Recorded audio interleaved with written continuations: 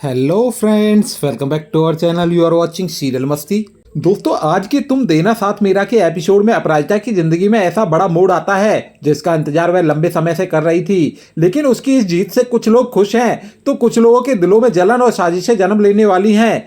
दोस्तों, आज के एपिसोड की शुरुआत होती है प्रतियोगिता के ग्रैंड फिनाले से। मंच पर मौजूद जज शास्त्री जी बताते हैं कि 4 फाइनलिस्ट में से आज एक विजेता चुना जाएगा। जब वे अपराजिता की बनाई हुई साड़ी की तारीफ करते हैं और कहते हैं कि इसमें देवी नर्मदा का साक्षात स्वरूप दिखाई देता है तो पूरा हाल तालियों से गूंज उठता है। यह सुनकर अपराजिता की आंखें नम हो जाती हैं। उसे अपने संघर्ष, अपमान और उन सभी मुश्किल दिनों की याद आने लगती है जब लोगों ने उसकी प्रतिभा पर सवाल उठाए थे।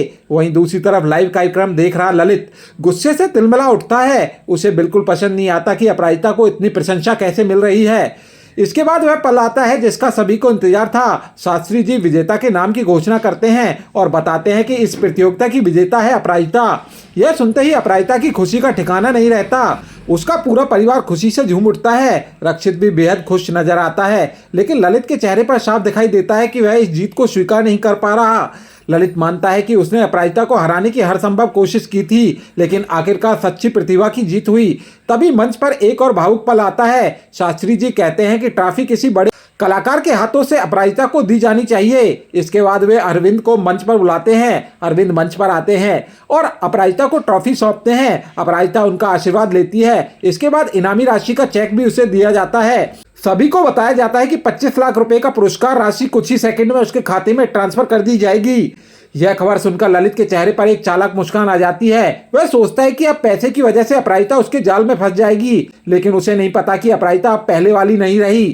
कार्यक्रम खत्म होने के बाद मीडिया अपराजिता को घेर लेती है। रिपोर्टर उससे पूछते हैं कि वह इतनी बड़ी रकम का क्या करेगी।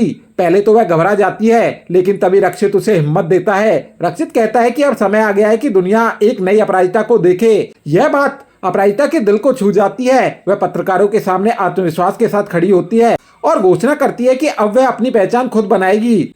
अपराजिता कहती है कि उसने जिंदगी में बहुत कुछ खोया, लेकिन अब वह अपनी आवाज और अपनी पहचान वापस पा चुकी है। वह शास्त्री जी का धन्यवाद करती है और कहती है कि उन्होंने उसकी प्रतिभा को पहचाना, इसलिए वह उनकी हमेशा आभारी रहेगी। इधर रक्षित के दिल में भी अपराजिता के लिए भावनाएं गहरी होती जा रही हैं। सपना देखते हुए वह खुद को अपराजिता के साथ देखता है। तभी शुदा उसे छेड़ते हुए कहती है कि क्या वह अपराजिता से प्यार करने लगा है। रक्षित शर्माते हुए बात टाल देता है, लेकिन उसके चेहरे के भाव बहुत कुछ बयां कर देते हैं।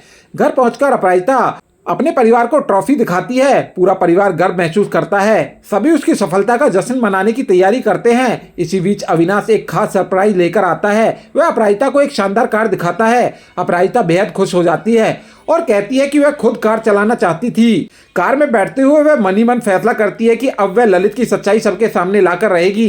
अब सबसे बड़ा सवाल यही है दोस्तों, क्या अपराजिता ललित की साजिशों का पर्दाफाश कर पाएगी और क्या ललित अपराजिता को रोकने में सफल होगा? इन सभी सवालों के जवाब जानने के लिए देखते रहिए आपका पसंदीदा शो तुम देना साथ मेरा।